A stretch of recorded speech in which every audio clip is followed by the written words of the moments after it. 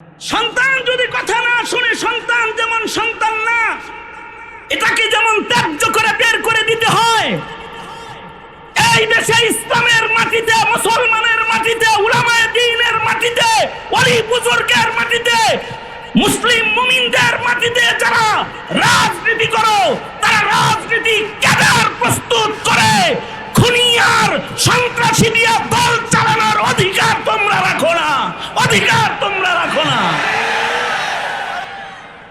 তোমাদের ওই সন্ত্রাসী কর্মীগুলা দলের কর্মী হতে পারে না, যারা জমিনের মানুষের রক্তের নিরাপত্তা দিবে না, যারা মুসলমানের জান আর মালের নিরাপত্তার বিধান করবে না, সন্ত্রাসী দিয়ে দল পালানোর চেষ্টা কেউ করবে না, দল চালানোর চেষ্টা করবে না। কারণ আওয়ামী লীগ সন্ত্রাসী কম করে নাই, আওয়ামী লীগের সন্ত্রাসী কেউ মাইনে নেয় নাই। আপাতত বুবু পাশেই আছে, কাছাকাছি পজিশনে, বাইরে আছে, এ দেশে নাই। এই দেশে যারা সন্ত্রাসী রাজনীতি করবে আর উলামায়ে কেরামকে বৃদ্ধাঙ্গুলি দেখাবে, তাদেরকে এদেশে থাকতে দেওয়া হবে না, থাকতে দেওয়া হবে না এদেশে। কারণ এটা মুসলমানের দেশ, মুসলিম মিল্লাতের দ্বিতীয় বৃহত্তর ঘাঁটি আমার সোনার মাটি বাংলাদেশ। উপমহাদেশের প্রখ্যাত ইসলামী আইন বিশারদ, কায়েদে জমিয়ত হযরতুল আল্লামা মুফতি মোহাম্মদ ওয়াক্কাস রহমতুল্লাহ আলাইহি প্রতিষ্ঠিত জামিয়া ইমদাদিয়া মাদানীনগর জামিয়ার বার্ষিক মহতি ওয়াজ মাহফিলের মোহতারাম সাদার, মোহতারাম সভাপতি, উপস্থিত হজরত বুজুর্গ উলামায়ে কেরাম, সম্মুখপানে সমবেত দিন প্রিয়, ইসলাম প্রিয়, দিনদার ইমানদার মুমিন মুসলমান ভাইয়েরা, আল্লাহর দরবারে শকর। আল্লাহ রাব্বুল আলামিন অত্যন্ত দয়া করে, মায়া করে, ভালোবেসে জামিয়ার ঐতিহাসিক সম্মেলনে গভীর রাত্রি, মধ্যরাত্রি প্রায় এমন সময়েও আমাদেরকে আল্লাহ তাআলা মজলিসে বসে থাকার তৌফিক দান করেছেন। এজন্যে কালিমাতুশ শুকর পড়ি, শুকরিয়া আদায় করি, জবান খুলে মোহাব্বতে বলি আলহামদুলিল্লাহ। আমার জন্য আজকের এই মহতী আয়োজনের উপস্থিতি একটি সাআদাতমন্দি। কায়েদে জমিয়ত আল্লামা মুফতি ওয়াক্কাস রহমতুল্লাহ আলাইহির নিসবতে আজকের এই মহতী সম্মেলনে হজরত মুফতি সাহেব হুজুর রহমতুল্লাহ আলাইহি উপস্থিত না থাকলেও ওনার নিসবতে গোটা দক্ষিণবঙ্গের আকাবির হজরতরা এখানে উপস্থিত হয়েছেন।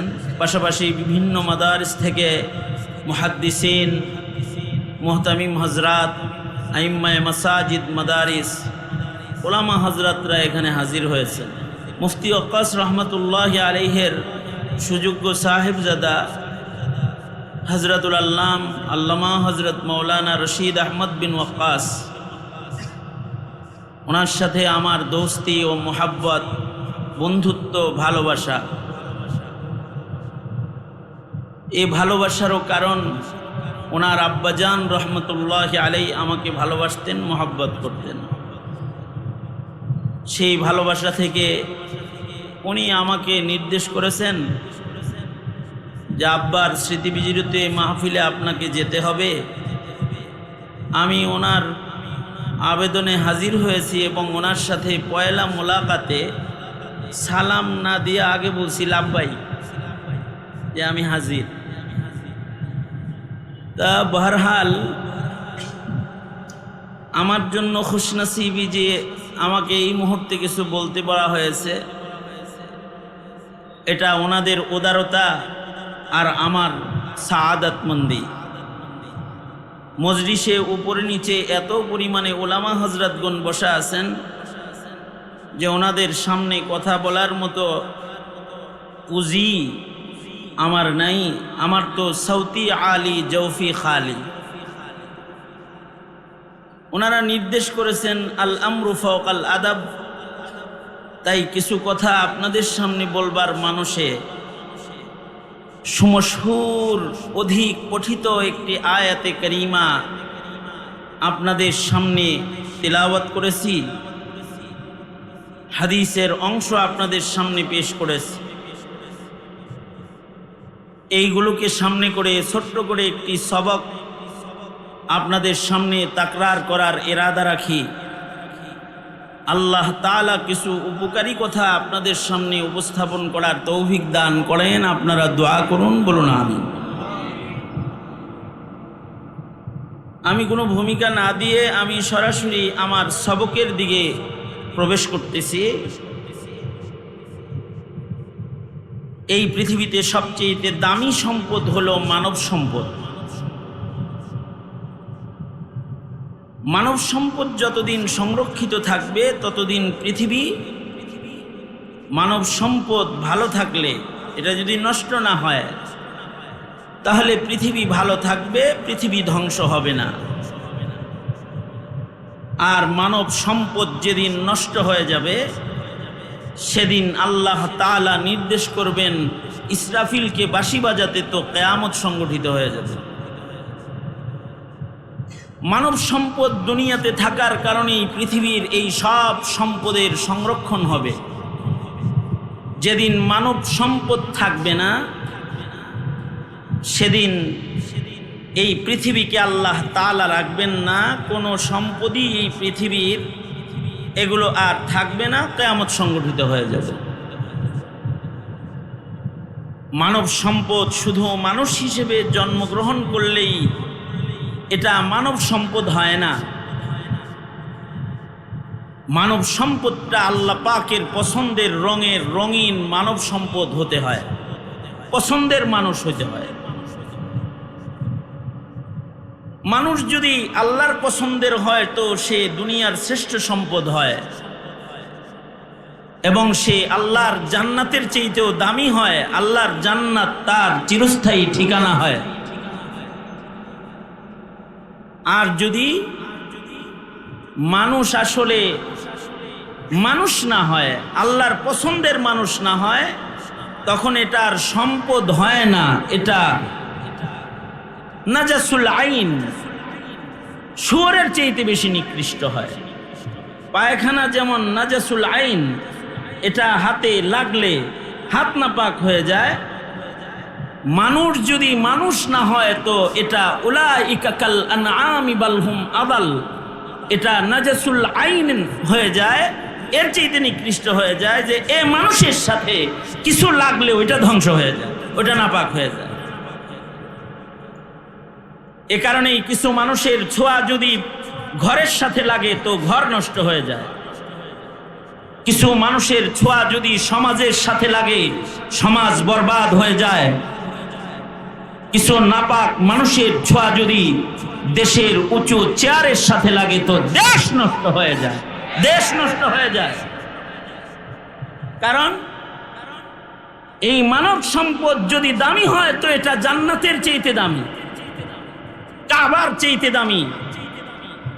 আর যদি এটা বরবাদ হয় তো এটা নিকৃষ্ট, নাজাসুল আইন, এটা রাখার উপযুক্ত না, এটা ধ্বংস করে দেয়া, এটাকে শেষ করে দেওয়া, এটার সাথে সম্পর্ক বিচ্ছিন্ন করা সময়ের দাবি। এ কারণে মানুষকে মানুষ হতে হবে। মানুষ যেন মানুষ হতে পারে, এরা যেন নাজাসুল আইন না হয়, এরা যেন চতুষ্পদ জন্তুর চাইতে খারাপ না হয়।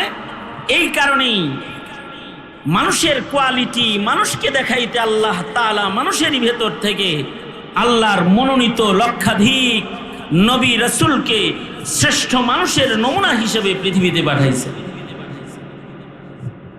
আর এই পয়গম্বরদের কাফেলার সর্বশেষ আপনার আমার নবী, প্যারা নবী মুহাম্মদুর রাসূলুল্লাহ সাল্লাল্লাহু আলাইহি ওয়াসাল্লাম এ ধরা পৃষ্ঠে আগমন করেছিলেন মানুষের জন্য সর্বোত্তম নমুনা হয়ে, যার সনদ হলো ইন্নাকা লাআলা খুলুকিন আযীম। আপনি হলেন মানব জাতির জন্য সর্বোত্তম আদর্শ, খুলুকে আযীম। আর আমাদেরকে আল্লাহ তাআলা বলেছেন লাকাদ কানা লাকুম ফি রাসূলিল্লাহি উসওয়াতুন হাসানা, তোমাদের জন্য সর্বোত্তম মানব চরিত্র, সর্বোত্তম মনুষ্যত্ব, সর্বোত্তম ইবাদত, সর্বোত্তম আখলাক, সর্বোত্তম মুআমালাত সর্বোত্তম মুআশারাত যার ভেতরে আমি দিয়েছি তিনি হলেন সাইয়্যিদুনা মুহাম্মাদুর রাসূলুল্লাহ সাল্লাল্লাহু আলাইহি ওয়াসাল্লাম। তার কাছ থেকে তোমরা তোমাদের মনুষ্যত্ব শিখো। কিয়ামত পর্যন্ত আর কোনো নবী আসবে না। নবীরা মানুষ বানাইছেন, অমানুষকে মানুষ বানাইছেন। কিয়ামত পর্যন্ত তার কোনো নবী আসবে না। যদি এই পৃথিবীতে মানুষ বানানোর সিলসিলা বন্ধ হয়ে যায় তাইলে তো এই পৃথিবীর হায়াত থাকবে না, হায়াত টিকবে না। এ কারণে আল্লাহ তাআলা মানুষকে মানুষ হিসেবে গড়ে তোলার, ভালো মানুষের সিলসিলা জারি রাখার মেহনত শুধুই মাত্র আল্লাহ তাআলা উলামায়ে দ্বীনদের কাঁধে দেন নাই। আল্লাহ তাআলা যার ঘরে মানুষ জন্মগ্রহণ করবে তাকেও আল্লাহ তাআলা তার ঘরের মানুষটাকে অমানুষ না হয় খেয়াল রাখতে নির্দেশ করেছে। আমাদের ঘরেই মানুষ জন্মগ্রহণ করে, মানুষেরই ঘরে মানুষ জন্মায়। সেই মানুষটা যেন নাজাসুল আইন না হয়, অমানুষ না হয়, এই দায়িত্ব আমার। ঘরে জন্ম নেওয়া মানুষগুলোর দায়িত্ব আমার। আপনার ঘরে জন্ম নেওয়া মানুষগুলোর দায়িত্ব আপনার। যার যার ঘরে নতুন মানুষ আসতেছে এই মানুষগুলার দায়িত্বভার ওই ঘরের কর্তার। আলা কুল্লুকুম রাইন ওয়া কুল্লুকুম মাসউলুন আন রাইয়াতিহি। ময়দানে মাহশারে এই দায়িত্ব সম্পর্কে সকলকে জিজ্ঞাসাবাদ করা হবে। এ কারণে পিতারা তাদের ঔরসের মানুষের কারণেই হয়তো দুনিয়াতে খেদমত, আখিরাতে নাজাত পাবে। আবার পিতারা মাতারা তাদের খানদানের ভেতরে আগত মানুষের কারণেই দুনিয়াতে কষ্ট অথবা আখিরাতে হিসাব নিকাশ ও আযাবের মুখোমুখি হবে। কারণ সবাই দায়িত্বশীল। মানুষ যেমন নিজের ইচ্ছায় পৃথিবীতে আসে না, ভালো মানুষও অনেক সময় মেহনত করে বানান যায় না। ভালো মানুষ আল্লাহর কাছ থেকে মঞ্জুরি নিতে হয়। আমি চাইলেই সব মানুষ ভালো হয়ে যাবে না। ইন্নাকা লা তাহদি মান আহবাবতা ওয়ালাকিন্নাল্লাহা ইয়াহদি মান ইয়াশা। এই কারণেই মেহনতের পাশাপাশি আল্লাহ তাআলা পৃথিবীর সকল পিতামাতাকেই তাদের ঔরসে জন্মগ্রহণ করা মানুষগুলো যেন অমানুষ না হয়, তারা যেন চক্ষু শীতলকারী মানুষ হয়, এই দোয়া আল্লাহ নিজ জিম্মায় তার বান্দাদের মুখে উঠায় দিচ্ছেন। আল্লাহু আকবার জোরে করে বলেন। যেমন মহান আল্লাহ আমাদেরকে শিখাইছেন দোয়ার মাধ্যমে যে তোমরা এইভাবে আমার কাছে ভালো মানুষ চাও, দোয়া করো। ভালো মানুষ দুনিয়াতে চাওয়া অথবা ভালো মানুষ দুনিয়াতে গড়া, এটা তো নবীদের জিম্মাদারি ছিল। নবীরা দুনিয়াতে ভালো মানুষ বানাইছে। এখন তো আর নবী আসবে না। দুনিয়াতে কোনো পিতাও যদি ভালো মানুষ কামনা করে আল্লাহর কাছে, এই কামনার এই সিফাতটা ইবাদুর রহমান হওয়ার জন্য একটা সিফাত, একটা গুণ হিসেবে আল্লাহ তাআলা গণনা করে যে ও আমার কাছে ভালো মানুষ চাইছে, ও আমার গোলাম। আল্লাহু আকবার বলেন।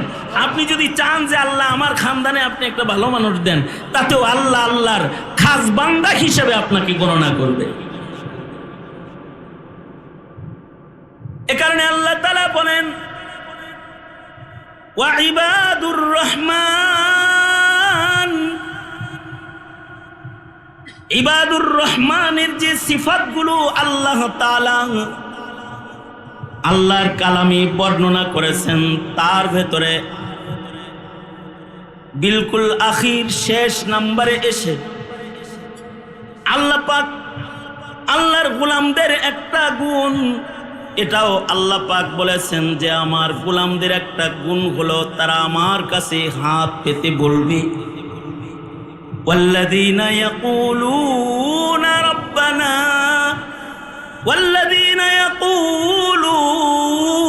ربنا هب لنا من أزواجنا وذرياتنا قرة أعين وجعلنا للمتقين إماما।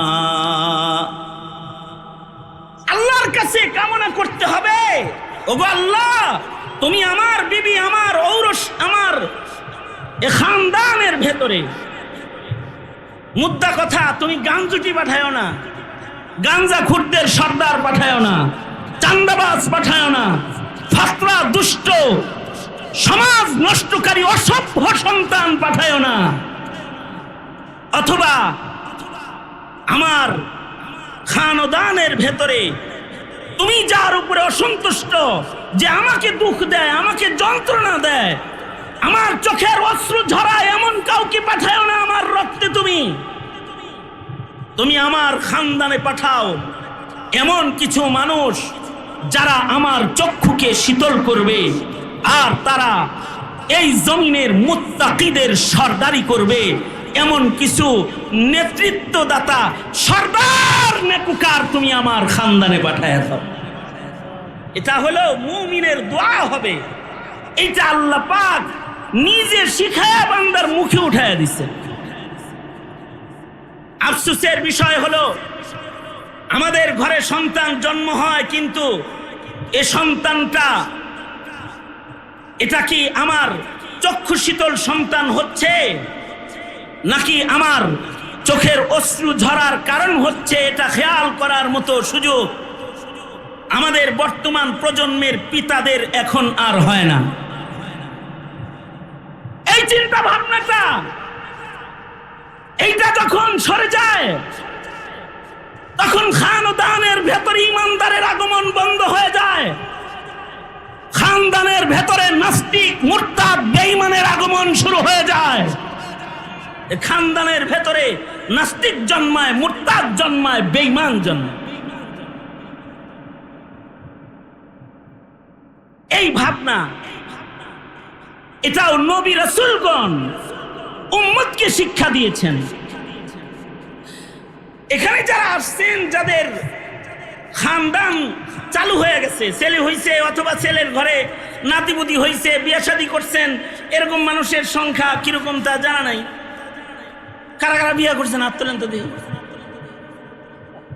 কি এরকম করেন কে? আরে বিবাহিতরা হাত তোলেন না, একটু সংখ্যা একেবারে কমও না, হাত নামান। আপনারা যারা বিয়া করেন নাই, তারা কি সাবেক রেলমন্ত্রীর বিয়া ছাড়া সংগঠনে যোগ দেওয়ার কোনো নিয়ত আছে নাকি? তাহলে আপনিও হাত তোলেন। তার মানে আপনিও ওইরকম বৈরাগ্য সংগঠনে যোগদান করার মতো নিয়ত আপনাদেরও নাই। তার মানে আপনারা বিয়া করবেন, নিয়ত আছে। বিয়ে যে করবেন নিয়ত আছে, অথবা বিয়ে করছেন, সন্তান আছে, কাজটা কি? কাজ কি? কিছু মানুষ দুনিয়াতে জন্ম দেওয়া আর তারে ডক্টর, ইঞ্জিনিয়ার, নাস্তিক বানানো, কিছু সন্তান জন্ম দেওয়া, তার জন্য ডুপ্লেক্স বাড়ি বানানো, আর কিছু প্রাসাদ বানানো।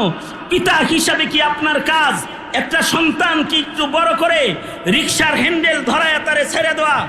অথবা পিতা হিসাবে কি আপনার এটাই কাজ যে আপনি একটা সন্তানকে শুধু খাওয়ায়া ভরণ পোষণ করে বড় করে ছেড়ে দিবেন? এটাই কি আপনার কাজ? এই দায়িত্ব আদায় করা, এটা তো আপনার উচিত যে আপনার ঔরসের সন্তানটা যেন বেঈমান না হয়, আপনার ঔরসের সন্তানটা যেন বেদিন না হয়, আপনার ঔরসের সন্তানটা, আমার ঔরসের সন্তানটা যেন ইসলাম থেকে বেরিয়ে অন্য কোনো জায়গায় সে ছিটকে পড়ে না যায়।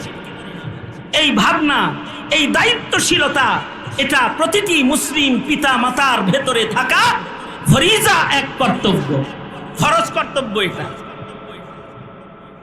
আমি একটা গল্প দিয়ে আমি আমার আলোচনা শুরু করি। আজকে আর একটা গল্প দিয়ে আলোচনা শেষ করার নিয়ত করছি। শুরু করি একটা গল্প দিয়া। গল্পটা হলো হজ্জে বাইতুল্লাহর সফরে এক বুড়া চাচার সাথে আমার দেখা। একই রুমে থাকি বুড়া চাচা আর আমি। চাচার মেয়ে, মেয়ের জামাই, নাতি নাতনি এরাও হজে গেছে, পাশের রুমে আছে। তো এক পর্যায়ে চাচার জামাই এই রুমে আসছে শ্বশুরের সেবা যত্ন করতে, খেদমত করতে। তো চাচা জোরে করে আলহামদুলিল্লাহ বলে, হুজুর আলহামদুলিল্লাহ, জামাইটাও আছে, আপনিও আছেন, একটু দোয়া দিয়ে দেন, এটা আমার ছোট মেয়ের জামাই। এটা বললেন। আমি তাকে দেখে তো মনে করছি আমাদের রশিদ আহমদ ভাইয়ের আকৃতি আর কেমন। আমি মনে করছি এটা আস্ত কোনো শাইখুল হাদিস হবে, কোনো মাদ্রাসা। আরো বুজুর্গ, ভাবসাব, পাগড়ি পুগড়ি, দাড়ি, টুপি, লিবাস দেখে মনে হয় পাক্কা সাচ্চা একজন শাইখুল হাদিস। আমি ওনাকে ডরে ভয়ে জিজ্ঞেস করলাম, ভাইজান কোন মাদ্রাসার খাদেম? এটা জিজ্ঞেস করছি। উনি একটু শর্মিন্দা হইছে। উনি বলে, না হুজুর, আমি আপনার ভক্ত, আপনার বয়ানও শুনি, ওই যে তবলিগের মাঠেও আপনার বয়ান শুনছি। দাওয়াত তবলিগের বরকতে এই রংটা আল্লাহ দান করছে, আল্লাহওয়ালাদের সোহবতের বরকতে আপনাদের মতো দেখা যায় আর কি। তার এই কথা শুনে তাকে আমার প্রথম সান্ত্বনা ছিল এইটা যে মান তাশাব্বাহা বিকাউমিন ফাহুয়া মিনহুম। দেখতে যেহেতু আলেম আলেম লাগতাছে, এটাও যদি আল্লাহ কবুল করে তো নবী বলছে তাদের কাতারে হাসরে দাঁড় করায় দিবেন আল্লাহ তাআলা। এটা ধরে রাখেন। যাই হোক, এটা বললাম। তো চাচা মিয়ারে জিজ্ঞেস করলাম, মাশাআল্লাহ মাশাআল্লাহ, নসিব কপাল তো ভালো, মেয়ে মেয়ের জামাই যেহেতু সহিবুজওয়ালা, খানদানটা ভালো হওয়ার একটা সম্ভাবনা আছে, আল্লাহ পাকের শুকরিয়া আদায় করেন। তাই বললাম, এটা যেহেতু ছোট মেয়ের জামাই, তো বড় মেয়ের জামাই কেমন আপনার? আলহামদুলিল্লাহ, এটাও আর একটা বুজুর্গের মতো। মাশাআল্লাহ, ছেলে নাই? আছে। আমি বললাম, কয় ছেলে কয় মেয়ে? তো চাচা বলল, 2 ছেলে 2 মেয়ে। আলহামদুলিল্লাহ, 2 ছেলেও সব সময় দিনের কাজেই ব্যস্ত থাকে। এগুলো বলল। মেয়ের জামাই কানে কানে বলে যে আব্বা মিথ্যা কথা বলতেছে, ওনার 3 ছেলে 2 মেয়ে। উনি বলল যে 2 ছেলে 2 মেয়ে। মেয়ের জামাই বলে, না না না না হুজুর, 3 ছেলে 2 মেয়ে। আমি বললাম, চাচা বাইতুল্লাহ শরীফের কাছাকাছি আছেন? কারণ মক্কাতুল মুকাররমা কাবা ঘরে যদি কেউ একটা নেকির কাজ করে, 1,00,000 গুণ সওয়াব আমলনামায় জমা হয়। কোন বর্ণনায় আছে হুদুদে হারামের ভেতরে যত নেক কাজ হবে 1,00,000 গুণ সওয়াব দেয়া হয়। আপনি যে কাবা ঘরের পাশে বসে বসে মিথ্যা কথাটা বললেন, একটু কাঁপলেনও না? আপনার মেয়ের জামাই বলতেছে আপনার 3 ছেলে 2 মেয়ে, আর আপনি হাত উঠায়া আঙ্গুল দেখায়া বলতেছেন 2 ছেলে 2 মেয়ে। এমন মিথ্যা কথাটা কাবা ঘরের পাশে কেন বললেন? এইটা ছিল আমার প্রশ্ন চাচার কাছে। তো চাচা বড় সচ্চা পাক্কা, বুজুর্গদের সোহবতে তার মেজাজ বড় স্বচ্ছ পুত পবিত্র। চাচা উনি বলতেছে, আলেমদের মুখেই তো শুনছি, আপনারাই তো বলেন সব সন্তান সন্তান না। কেন নূহ আলাইহিস সালাতু ওয়াস সালাম যখন নিজের ছেলেকে ডাকতেছিল, এই ছেলে আয়, আমার নৌকায় আয়, পাহাড়ে যাস না, আযাবে গ্রেফতার হয়ে যাবি। ছেলেটা যখন কথা না শুনে উল্টা চলতেছিল, পয়গম্বর যখন কান্না করছিল, তখন আল্লাহ কি পয়গম্বরকে সুসংবাদ দেয় নাই যে পয়গম্বর ওটারে ছেলে ছেলে বলে ডেকে লাভ নাই, ও তোমার সন্তান হিসাবে আমার কাছে গণনায় না, লাইসা মিন আহলিক, এ তোমার আহাল না। আল্লাহ কি এটা বলে নাই? তাইলে বোঝা যায় আল্লাহ সব সন্তানরে সন্তান হিসেবে গণনা করা পছন্দ করে না। খোদার ঘরের কাছে আল্লাহর পছন্দকে নিজের পছন্দ বানাইছি, এর উসিলায় কি দুষ্ট সন্তানের জিজ্ঞাসাবাদ থেকে মহান আল্লাহ আমারে মাফ করবে না? এই চাচা হাউমাউ করে কান্না শুরু করলো। তার মানে হলো সব সন্তান সন্তান না। সন্তান যদি দুষ্ট হয় তাহলে, সন্তান যদি বেঈমান হয় তাহলে ইমানদার বাপের গণনার সন্তান সে আর রয় না। সন্তান যদি নাস্তিক হয়, সন্তান যদি ইসলাম বিদ্বেষী হয়, মুসলিম পিতার গণনায় ওই সন্তান তার সন্তান রয় না, তারে গণনা করা যেমন যায় না। আমি তালে তাল মিলে এটাও বলি, মুসলমানের দেশে তোমরা যারা রাজনীতি করো, তোমাদের যে কর্মীগুলা তোমাদের ফরমান মানে না অথবা জমিনের শৃঙ্খলা রক্ষা করে না, এই সন্ত্রাসীগুলাকে কর্মী হিসেবে গণনা করা এটা মুসলমান মাটির দেশে চলে না। সন্তান যদি কথা না শুনে সন্তান যেমন সন্তান না, এটাকে যেমন ত্যায্য করে বের করে দিতে হয়। এই দেশে ইসলামের মাটিতে, মুসলমানের মাটিতে, উলামায়ে দ্বীনের মাটিতে, ওলি বুজুর্গের মাটিতে, মুসলিম মুমিনদের মাটিতে যারা রাজনীতি করো, তারা রাজনীতি ক্যাডার প্রস্তুত করে খুনি আর সন্ত্রাসী দিয়ে দল চালানোর অধিকার তোমরা রাখো না, অধিকার তোমরা রাখো না।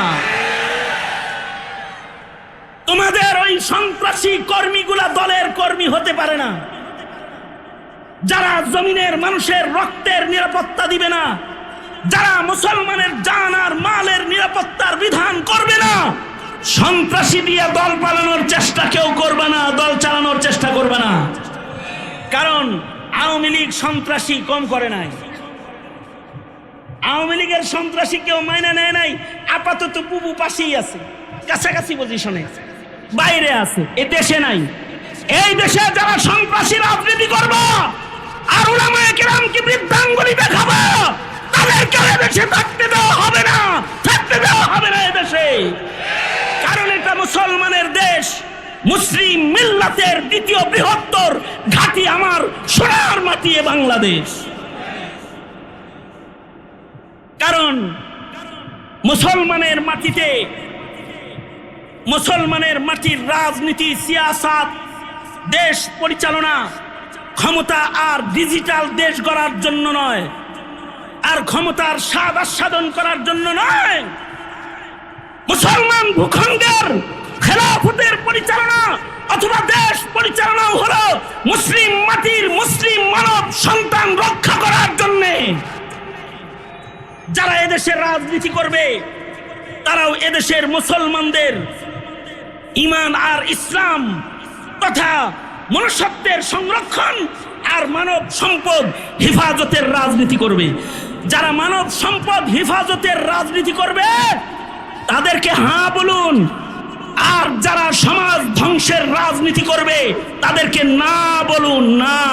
ইনশাআল্লাহ তাদের না বলতে হবে, কারণ প্রজন্মের হিসাব সকলকে দিতে হবে। আরেকটা গল্প বলি, বাপেরা বেশি যেহেতু আরেকটা গল্প বলি। আমি হজের সফর থেকে আসছিলাম, আমার এক ভক্ত আমাকে বিজনেস ক্লাসের টিকিট কেটে দিছে, কারণ হাসিনার বরকতে আমি তো অনেক সুস্থ। কারণ 1 বছর জেলখানায় বড় আদর যত্ন করছে আপনাদের সন্তান এই মুফতি রেজওয়ান রফিকই, আমাদের সংগঠন মুসলিম কাউন্সিলের সাংগঠনিক সম্পাদক। উনি আর আমি পাশাপাশি ছেলেই ছিলাম, আমার যে কত আদর করছে উনিও দেখছে। আমি অসুস্থ ছিলাম, এই জেলখানায় হাসিনার আদর যত্নে আমার কাঁচা দাড়িগুলো পাকছে, বুড়ো সুদ্ধা সাদা হইছে, আর মোটামুটি কোমর হাড্ডি যা আছে এগুলো সব আলাদা আলাদা হয়েছে। আর আমার এই বাহ্যিক হালত যারা জানে তারা আমার খেদমত করে। আজকেও তো আমি দামি গাড়িতে চড়ে আসছি, ল্যান্ড ক্রুজার, তাও V8, এমপিরা যেটা ব্যবহার করে ওইটা নিয়ে আমি আজকে আসছি। কিন্তু এটা তো আমার গাড়ি না। আমার ভক্ত বলে যে হুজুর কষ্ট করে যাইবেন, হাসিনা তো আপনার খেদমত করছেই, আমরা একটু খেদমত করি, এটা লয়ে যান। তো যাই হোক, মোল্লা তো আল্লাহর দ্বারের ফকির, বিজনেস ক্লাসের টিকিট দিল এক হাজী সাহেব। উনি আমার বিজনেস ক্লাসে উঠায় দিছে। আমি যখন বিজনেস ক্লাসে, তো বিজনেস ক্লাসে তো কোন কোন যাত্রী এই বিজনেস ক্লাসে উঠে তাদের একটা লিস্টি বিমান ক্রুদের কাছে আগেই থাকে যে অমুকের নাম এই, অমুক সিটে এই, অমুক সিটে অমুক আছে। তো একজন এসে বিজনেস ক্লাসে আমার সামনে এসে দাঁড়ায় বলতেছে, ইউর নেম খালিদ সাইফুল্লাহ ইউবি? ইয়েস, খালিদ সাইফুল্লাহ ইউবি। ও বলল, মাই নেম ইজ আলী, আমার নাম আলী, আমি তোমার খেদমতে আছি, যা কিছু লাগলে আমার কাছে চাই। চলে গেল। আমার জন্য জুস, বাদাম, এই অনেক কিছু নিয়ে আসলো। কয় মিনিট? 15 মিনিট। হ্যাঁ, আপনারা কয় মিনিট আছেন? হ্যাঁ, কতক্ষণ থাকবেন? কেউ নড়াচড়া করবেন সামনে? কতক্ষণ থাকবেন? রাত বাজে প্রায় 12টা। কতক্ষণ থাকবেন? না না না না, এক্স্যাক্টলি আসলে সত্য কথা বলেন, কতক্ষণ থাকবেন? ওই চাচার মতো বলেন টলেন না। কতক্ষণ থাকবেন? 1 ঘন্টা। 1 ঘন্টা? 1 ঘন্টা থাকবেন? গরমের ভিতরে আমি 1 ঘন্টা থাকবো না, আরো কম থাকবো। আপনাদের নিরাশার কিছু নাই, তাহলে তাড়াতাড়ি আপনাদের ভেতরেই আছে। সুতরাং আপনারা নড়াচড়া করবেন না, নিরিবিলি বসে 2-4টা কথা শোনেন আর কি। দুনো হাত উপরে তুলেন তো দেখি, সোজা করেন, সোজা করেন, আঙুলগুলো খুলে দেন তো দেখি, নাড়াচাড়া দেন দেখি। মাশাআল্লাহ, মুফতি ওয়াক্কাস রহমতুল্লাহ আলাইহির সৈনিকেরা জিন্দাবাদ। মাশাআল্লাহ, সোজা করেন, সোজা করেন, সোজা করেন, নাড়াচাড়া দেন। জোরে আওয়াজ করে, জবান খুলে, চিৎকার করে, উঁচু স্বরে করে বলেন আল্লাহু আকবার। হাত নামান। এই যেমন আমার সাথে ছিলেন, আর 2-4টা কথা শুনে জানার। আমি, ও আমার জন্য জুস লয়ে আইছে, বাদাম টাদাম লয়ে আইছে, আমি মনে মনে খুশি। মাশাআল্লাহ, একজন মুসলিম হাতের মেহমানদারি, ভাগ্য ভালো কোনো বেডিয়া হয় নাই, আলী নামের বেডাই আইছে, আয় আমার খেদমত করতেছে। 2টা কাম হয়েছে, একে তো পুরুষ খেদমতের লোক পাইছি, কারণ বিমান বালার তো অভাব নাই, পুরুষ খাদেম পাইছি, আবার আলী নাম মুসলিম পাইছি। মাশাআল্লাহ, আলহামদুলিল্লাহ। আমি ভিতরে ভিতরে আলহামদুলিল্লাহ পড়ছি আর কি মনে মনে। একটু পরে আসে যায়, ও আমার দিকে বারবার তাকায়। কিছু সময় পরে কাছে এসে বলে, আমার চেহারা ধরে বলে যে ইউ আর এ সুন্নি মুসলিম। দাড়ি ধরে বলতেছে, you are a Sunni Muslim brother, you are a Sunni Muslim. আমি ওর প্রশ্নের ভাব দেখে বুঝছি ও কি জানতে চায়। আমি বললাম, হ্যাঁ I am Sunni Muslim. You are a Sunni Muslim? আমি ওরে জিজ্ঞেলাম, তুই কি সুন্নি মুসলিম? তোর তো দাড়ি কিছু নাই, নাম তো আলী, দাড়ি নেই। দাড়ি যদি কারোর না থাকে, দাড়ি যদি ইচ্ছাকৃত কেউ কাটে, তাহলে তার অবস্থা কিন্তু খুব খারাপ হয়। আমাদের দেশে আমরা শিথিলতা করি, শক্ত কথা বলি না। কয়েকে আমাদের বুজুর্গরাও কইছে যে দাড়ি নিয়ে বেশি কথা কইেন না, কলমের ভিতরে দাড়ি আছে, আস্তে আস্তে উঠতে যাইবো, এটা উপর দিয়ে আইব। যাই হোক, এটা আমাদের বুজুর্গদের সোফাইটি মেজাজের কারণে। কিন্তু বাজ্জাজিয়া, ফতোয়া বাজ্জাজিয়ার ভেতরে আছে দাড়ি শাআইরুল্লাহর একটি। দাড়ি এটা খালি সুন্নত না, কিন্তু এটা শাআর ইসলাম। শাআইরুল্লাহের অন্যতম একটি শাআর হলো মুসলমানের মুখের দাড়ি। সুবহানাল্লাহ, আগামীকালকে বললেন দাড়িটা কি শুধু সুন্নাত? ফতোয়া বাজ্জাজিয়া, দাড়ি হলো শাআইরুল্লাহর অন্যতম একটি শাআর। আপনি বলবেন শাআইরুল্লাহ দিয়ে কি করব? শাআইরুল্লাহর আজমত যদি কারোর দিলের ভেতরে না থাকে, তাহলে আল্লাহর বক্তব্য হলো ওয়া ইউআযযিম শাআইরাল্লাহ ফাইন্নাহা তাকওয়াল কুলুব। যার হৃদয়ে শাআইরুল্লাহর আজমত থাকবে, তার ভেতরে তাকওয়া আছে, তার ভেতরে ঈমান আছে। দাড়ি, মসজিদ, কোরআন, নবী, ইসলাম, ধর্ম, ইসলামের বিধান, শাআরে ইসলাম, এটার আজমত যার ভেতরে থাকবে না, নামে মুসলমান থাকবে, আসলে মুসলমান না, আসলে মুসলমান না। আপনি তো মুসলমানের ঘরে আপনার সন্তানটাকে পাঠিয়ে দিচ্ছেন হলে এমন স্কুলে যে যায় শাআইরুল্লাহর উপরে আক্রমণ করে, যার কাছে পর্দা ভালো লাগে না, মুসলিম নারী পর্দা আর বুরকা পরিহিতা অবস্থায় সে স্কুলে গেলে মুসলিম ঘরের সন্তান তাকে তিরস্কার করে। দাড়ি মুখে নিয়ে মুসলমান যখন মসজিদে যায়, আপনি মুসলিম ঘরের এক নামের মুসলমান সন্তান যাকে আপনি স্কুলে পাঠিয়ে শাআইরুল্লাহের তালিম প্রদান করেন নাই, মসজিদের আদব শিক্ষা দেন নাই, কোরআনের আদব আজমত শিক্ষা দেন নাই, রিজালুল্লাহ কি ও কেন রিজালুল্লাহর মর্যাদা শিক্ষা দেন নাই, আপনার ঘরে জন্ম নেওয়া কুসন্তানটাই এক সময় আলেমের মুখের দাড়ি ধরে টান দেয়, এক সময় টান দেয়। এটারে শাআইরুল্লাহ মনেই করে না, অনেক মনে করেন সুন্নত, রাখলে রাখলাম, না রাখলে না রাখলাম। মাদ্রাসা কয় আমি মাদ্রাসার শাইখুল হাদিস, দাড়ি নেই। রাগ হইন, হেও বুখারী শরীফ পড়ায়, দাড়ি নেই। দাড়িটা যে কি এটা জানেই না। সরকারি সার্টিফিকেট নিয়ে শাইখুল হাদিস হিসাবে বুখারী শরীফের সামনে দাঁড়াইলেই তুমি মুহাদ্দিস হয়ে গেলা। এখনো পর্যন্ত শাআইরুল্লাহ কেনার যোগ্যতা তোমার হয় নাই। অথচ দাড়ি সম্পর্কে ফকিহদের কেউ কতটা শক্ত জানেন? যদি হুকুমতে ইসলামিয়া এই দেশে হয়, যে দেশে হুকুমতে ইসলামিয়া থাকবে, আর যদি সেই দেশে বিচার বিভাগ যদি শরিয়া আদালত রয়, তাহলে কোন ফকিহ ফয়সালা দিছে, এটার উপরে ফতোয়া না, কিন্তু কোন ফকিহের সিদ্ধান্ত হলো যে দাড়ি কাটবে ওর হাত কেটে দাও, ওর কান কেটে দাও, ওর চোখ উঠায় ফেলাও। কারণ হাত শাআইরে ইসলাম না, শাআইরুল্লাহর একটাই হাত না, কান শাআইরুল্লাহর কোনো অঙ্গ না, চক্ষু শাআইরুল্লাহর কোনো অঙ্গ না। মুসলমানের মুখের দাড়ি হলো শাআইরুল্লাহর অন্তর্ভুক্ত।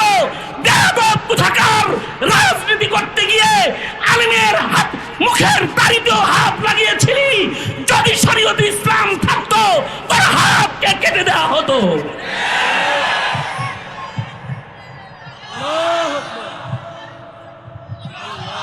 দাড়ি গুরুত্বপূর্ণ একটি জিনিস। অনেকে বলে দাড়ির ভেতরেই কি ইসলাম? বলে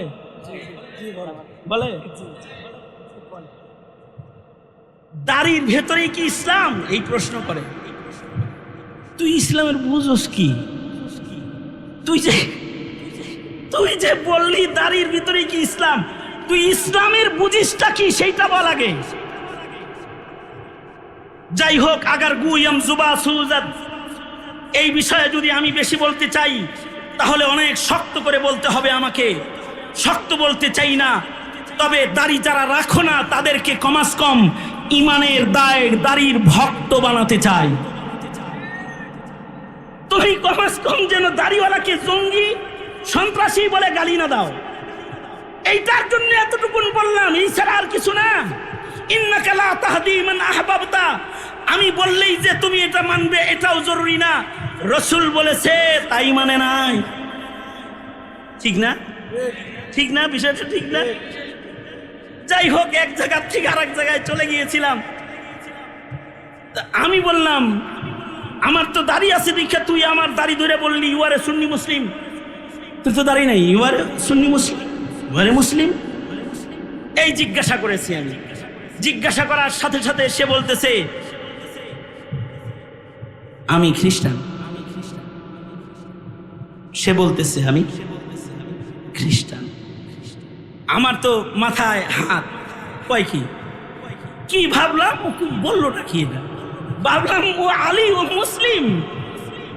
যাই শিয়া কইতো তাও একটা মেনে নিতাম যে শিয়ারা অনেক সময় নিজের নাম আলী রাখে। ও কয় আমি খ্রিস্টান। মাসালা আমার হল হয় নাই। তো আমি এই চিন্তা করতে করতেই ও আমার দুশ্চিন্তা দূরকরণের জন্য ও বলতেছে মাই গ্র্যান্ডফাদার ইজ মুসলিম। ও বলতেছে যে আমার দাদা মুসলমান। আমি বললাম তোমার দাদা মুসলমান, তুমি কেমনে খ্রিস্টান? ও কয় আমার দাদা তো মুসলমান ছিল, কিন্তু আমার বাবা যেখানে লেখাপড়া করেছে সেখানে পড়ে মুসলমান আহলে কিতাব অথবা খ্রিস্টানের ব্যবধান করার যোগ্যতা আমার বাবার ছিল না। আমার বাবা একটা আহলে কিতাবকে বিয়ে করেছে, খ্রিস্টানকে বিয়ে করেছে। তবে আমার বাবা যখন বুঝেছে সন্তানগুলা তো এই মহিলার পেট থেকেই হয়েছে, আমার মায়ের পেট থেকে আমরা বেরিয়েছি, আমরা যেন মায়ের দলে চলে না যাই, সে কারণে আমাদের 4 ভাইয়ের নাম আমার বাবা 4 খলিফার সাথে মিলায় রাখছে। অর্থাৎ আমার বড় ভাইয়ের নাম আবু বকর, আমার মেজু ভাইয়ের নাম উমর, আমার সেজু ভাইয়ের নাম উসমান, আমি নাম্বার 4, আমার নাম আলী। মানে বাপে 4 খলিফার সাথে মিলা 4 সন্তানের নাম রাখছে। কিন্তু সে বলল, কিন্তু আমরা ছোট থাকতেই আমাদের বাবা ইন্তেকাল করেন। মা আমাদেরকে খ্রিস্টান স্কুলেই ভর্তি করাইছে, খ্রিস্টান হিসাবেই আমরা বড় হয়েছি এবং খ্রিস্টান বাড়িতেই আমাদের বিয়ে শাদী হয়েছে। অসুবিধা নাই, তোমাদের রব আল্লাহ, আমাদের রব আল্লাহ, তুমি এত দুশ্চিন্তায় পড়ছো কেন? আমাকে বলতেছে তুমি একটা ধর্ম মানো, আমিও একটা ধর্ম মানি। তার মানে হলো ওর দাদা ছিল পাক্কা মুসলমান, কিন্তু দাদার নাতি হয়ে ও ইসলাম কি তাও বুঝে না, অথবা খ্রিস্টান কি জিনিস তাও সে বুঝে না। এত দূরত্ব ওর যে আসলো অনেকগুলো জেনারেশন পার করে নয়, মাত্র একটা জেনারেশন মাঝখানে ধর্ম শিক্ষার অবহেলায়, এই অবহেলার শিকার হওয়ার কারণে দ্বিতীয় সেকেন্ড জেনারেশন এটা মুসলিম নয়, খ্রিস্টান হয়ে গেল। আমি বিমানে 5.5 ঘন্টা সফর করেছি বটে, কিন্তু এই 5.5 ঘন্টার ভেতরে না আমি আমার চোখকে লাগাইতে পেরেছি, শুধুই মাত্র এটাই ভেবেছি, এই লোক যদি 1 জেনারেশন পূর্বের দাদা মুসলমানের সন্তান হয়ে যদি নাতি হিসাবে সে খ্রিস্টান হয়, আমরা যদি আমাদের দেশটাকে নাস্তিকবাদের হাতে ছেড়ে দেই, আওয়ামী লীগ আর যারা নাস্তিকদের দোসর, যারা আমেরিকার গোলাম, যারা হিন্দুস্তানের গোলাম, যাদের কেউ এদেশকে হিন্দুস্তান বানাইতে চায়, যাদের কেউ এদেশের মুসলমানদেরকে ধর্মান্ধ বানাইতে চায়, যাদের কেউ এই দেশের মুসলমানকে মূর্তি পূজা শিখাইতে চায়, অথবা যাদের কেউ এই দেশে সমকামিতাকে চালু করতে চায়, যাদের কেউ এই দেশের শিক্ষাঙ্গনে যারা গানের শিক্ষক নিয়োগ দিয়ে গানকে এদেশের মুসলমানদের পাঠ্য বস্তুতে পরিণত করতে চায়, ওদের কাছেই যদি এই দেশ চলে যায়, তাহলে আমি জানি না আমার পরের কয়েক জেনারেশন ইমানদার হিসেবে জন্ম নিবে। আমার তো ভয় হয় 3rd জেনারেশন 4th জেনারেশন এক সময় গিয়ে দেখা যাবে মুসলমানের ঘরে মুসলিম তালাশ করে পাওয়া যায় না। যদি এটাই হয় আমার দেশের মুসলিম অথবা দ্বিতীয় বৃহত্তর মুসলমানদের জীবনের ভবিষ্যৎ, তাহলে আমি জিজ্ঞাসা করব, হে পিতা, আপনি কোন স্বপ্ন নিয়ে দুনিয়ার জীবন পার করছেন? আপনি কি খ্রিস্টানের দাদা হতে চান, অথবা নাস্তিকের নানা হতে চান, নাকি মুসলিম মিল্লাতের নাজাত প্রাপ্ত সন্তানদের দাদা নানা হতে চান? এটা হবে আমার আপনাদের কাছে জিজ্ঞাসা। যদি এটাই হয় আপনার চাওয়া যে আপনার ঘরে আসবে একদল নেককারদের সর্দার, যদি হয় এটাই আপনার দোয়া, রব্বানা হাব লানা মিন আজওয়াজিনা ওয়া যুররিয়াতিনা কুররাতা আয়ুন ওয়াজআলনা লিল মুত্তাকিনা ইমামা, যদি এটাই হয় আপনার দোয়া, তাহলে আমি আপনাকে বলবো, কৃষক থাকলে হবে না, কৃষককেও মুফতি ওয়াক্কাস হতে হবে, ব্যবসায়ীকেও মুফতি ওয়াক্কাস হতে হবে, চাকরিজীবীকেও মুফতি ওয়াক্কাসের ভূমিকায় অবতীর্ণ হতে হবে, যে দেশের মুসলিম ঘর থেকে মুসলিম প্রজন্মের ধারাবাহিকতাকে জিন্দা রাখতে হবে। এই দায়িত্ববোধ জাগ্রত করার জন্যই আমি আপনাদের সামনে আল্লাহর কালামের আয়াত পড়েছি। আল্লাহর রাসূল বলেছেন, কুনু মিন আবনাইল আখিরাহ ওয়ালা তাকুনু মিন আবনাইদ দুনিয়া, তোমরা দুনিয়ার সন্তান হও না, আখিরাতের সন্তান হও। হাকিমুল উম্মত থানবীর আর 2টা গল্প বলে আমার আলোচনা শেষ। হযরত থানবী বলেন, কিছু কিছু পিতা আছে তাদের সন্তানকে সোনার খাঁচায় রেখে যায়, কিন্তু মরণ ব্যাধি দিয়ে যায়। শব্দগুলো বুঝছেন? এই মুতাওয়াজ্জিহান ইলা জিহাতিল হুজুর, আবার দুনো হাত উপরে তুলেন, শোনেন নাই? আবার দুনো হাত উপরে তুলেন, কারণ কথাটা বুঝতে হইব তো। সোজা করেন, হাত নামান। আমি হযরত থানবীর বক্তব্য বলতেছি। কিছু কিছু পিতা আছে তাদের সন্তানকে তারা রাজমহলে দিয়ে যায়, কিন্তু মরণ ব্যাধিতে আক্রান্ত করে দিয়ে যায়। উনি উপমা হিসেবে বলেছেন পাখি লালন পালনকারীর গল্প। যে এক পাখি পালনেওয়ালা ছিল, সে পাখি পালতো। তো সে পাখির জন্য খাঁচা যেটা বানাইছে, এটা জিআই তারের খাঁচা বানায় নাই, সোনা দিয়ে বানাইছে, স্বর্ণের খাঁচা বানাইছে। কারণ এই সোনার খাঁচায় তার পাখিটা বসবাস করবে। এমনকি এই খাঁচার দরওয়াজা বানাইছে স্বর্ণের। খাঁচার ভেতরে পাখিটা যে প্লেট থেকে খাবার খাবে, ট্রেটা স্বর্ণের। পাখির যদি খাঁচার ভেতরে উঠতে মনে চায়, বসতে মনে চায়, যে ডাল আর কাণ্ডের উপরে পাখিটা বসবে, সোনা দিয়া একটা গাছ বানাইছে। একটা পাখির বসবাসের জন্য রসিকতা আর উদারতার দরজায় দাঁড়ায়া স্বর্ণের খাঁচা বানাইছে। খাঁচার দরজা স্বর্ণের বানাইলো, খাঁচার ভেতরে পাখির খাবারের বর্তন স্বর্ণের বানাইলো, পাখির বসে থাকার ডালটাও স্বর্ণ দিয়ে বানাইছে। কিন্তু হযরত থানবী বলেন এই পাখির মালিকের একটা বদঅভ্যাস আছে। সে বদঅভ্যাসটা হলো সে পাখিকে টাইম মতো খানা দেয় না, পানি দেয় না।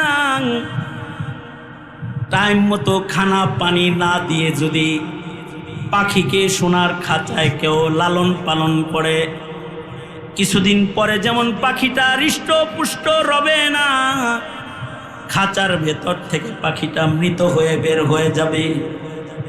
হযরত থানবী বলেন কিছু কিছু পিতা আছে যারা সন্তানের জন্য বাড়ি করে, গাড়ি করে, প্রাসাদ নির্মাণ করে, সোনার প্লেট বানায় দিয়ে যায়, সুন্দর গাড়ি কিনে সন্তানকে ব্যবহারের জন্য দিয়ে যায়, সব কিছু কইরা যায়। কিন্তু এই সন্তানটা এই ঘরে মুসলিম হিসেবে বেঁচে থাকার জন্য যে ঈমান আর তালিম আর তরবিয়তের শিক্ষা তার দরকার ছিল, এইটার থেকে তাকে বঞ্চিত কইরা যে বাবারা সোনার খাঁচা সোনার বাড়ি রেখে চলে যায়, তারা মুসলিম হিসেবে বাড়ি থেকে বের হইলেও তাদের সন্তানগুলা মরা পাখির মতো বেঈমান হয়ে তাদের ঘর থেকে এক সময় তারা বের হয়ে যায়। আর যদি কোনো পিতা লোকমানের মতো আদর্শ পিতার খাতায় নিজের নাম লেখায়, সন্তানকে যদি তাওহীদ শিখায়, শাআরুল্লাহ শাআইরুল্লাহর তালিম যদি দেয়, দ্বীন ও ঈমান ও ইসলাম যদি সন্তানকে শিখায়, তাহলে এই সন্তানকে বাড়ি গাড়ি যদি কইরা নাও দেয়, সন্তানটা যদি দেখতে কালো হয়, সন্তানটা যদি হত দরিদ্র হয়, সন্তানটা যদি তার বিকলাঙ্গ হয়, তারপরেও এমন নেক ইমানদার সন্তানগুলা পিতা মাতা নাজাতের জন্য সন্তানগুলা যথেষ্ট হয়ে যায়। এ কারণে আল্লাহ তাআলা বলে তোমরা এমন সন্তান আমার কাছে চাও। কেউ যদি আরবিতে দোয়া করতে না পারো তাহলে এমনি দোয়া করবে, একটা সন্তান দে মাওলা, এমন একটা সন্তান দে কামাই খাওয়ার আশা নাই, মইরা গেলে দোয়া করবে যে। যেমন ওয়াক্কাস রহমতুল্লাহ আলাইহি চলে গেছেন, কিন্তু রশিদ আহমদ রেখে গেছেন। তিনি চলে গেছেন, হুসাইন আহমদ রেখে গেছেন। বুখারী শরীফের দর্স চলতেছে, জামিয়া চলতেছে, নেকির কাজের সরদারি চলতেছে। এরা হলো আদর্শ পিতা। আজকের মাহফিলে আমি পিতার কাফেলাকে বলবো, মুফতি ওয়াক্কাস থেকে তোমরাও আদর্শ পিতা হওয়ার শিক্ষা নিয়ে বের হয়ে যাও। খোদার কসম, কবরের দরজা যদি খুইলা দেখো, দেখবা মুফতি ওয়াক্কাস হাসতেছে। তোমাদের এই শিক্ষা নেওয়া দেখে তিনি হাসছে। মুহতারাম হাজরিন, এটাই এই গোলামের মুখতাসার দাওয়াত। আসুন, নিকৃষ্ট ভ্রষ্ট পিতা, ভ্রষ্ট আলো ইয়ালের মুখোমুখি আমরা যেন না হই। আমাদেরকে আল্লাহ তাআলা উৎকৃষ্ট পিতা, উৎকৃষ্ট সমাজ আমাদেরকে দান করেন। আর উৎকৃষ্ট সমাজ বিনির্মাণে উলামায়ে কেরামের কিয়াদতকে আল্লাহ তাআলা বাংলার জমিনে স্থায়ী করেন। আমিন বলেন, জোরে করে বলেন আমিন। সুতরাং এদেশের উলামায়ে কেরাম যদি আপনাদেরকে আহ্বান করে, আপনাদের স্লোগান একটাই হবে, আলেম ওলামা যেখানে আমরা আছি, বলেন আলেম ওলামা যেখানে, আলেম ওলামা নাই যেখানে, আমরা নাই সেখানে। হাত তুলে কোন, হাত তুলে কোন, এমনি এমনি কোন। হ্যাঁ বলেন, আলেম ওলামা যেখানে, আলেম নাই যেখানে, আমরা নাই সেখানে, আলেম নাই যেখানে, উলামায়ে কেরাম নাই যেখানে, আমরা নাই সেখানে। স্মরণ থাকবে তো ইনশাআল্লাহ। তোমরা যুব সমাজ যারা আসছো, শায়রুল্লাহর হিফাজত করো না। পায়ে হাত দিয়ে বললাম, দাড়ি কাটো না। দাড়ি কাটা গ্রুপের লোক হইল না। তুমি মুসলিম হিসাবে শায়রুল্লাহর ভক্ত হও, নবীর সুন্নাহকে ভালোবাসা শিখো, নবীজির সাথে আল্লাহর জান্নাতে থাকবে। আল্লাহ তাআলা যা বলেছি তার থেকেই ভালো কিছু শিক্ষা সাথে নিয়ে সকলকে ঘর পর্যন্ত যাওয়ার তৌফিক দান করেন। এই শিক্ষাগুলোকে কবর পর্যন্ত নিজের পথ চলার পুঞ্জি বানাইবার তৌফিক দান করেন। আমিন। जो कुछ हुआ या रब तेरे करम से हुआ, जो कुछ होगा तेरे करम से ही होगा। हयात बाकी, मुलाकात बाकी, मुलाकात बाकी, नसीहत बाकी। व आखिर दावाना अनिल हम्दुलिल्लाहि रब्बिल आलमीन।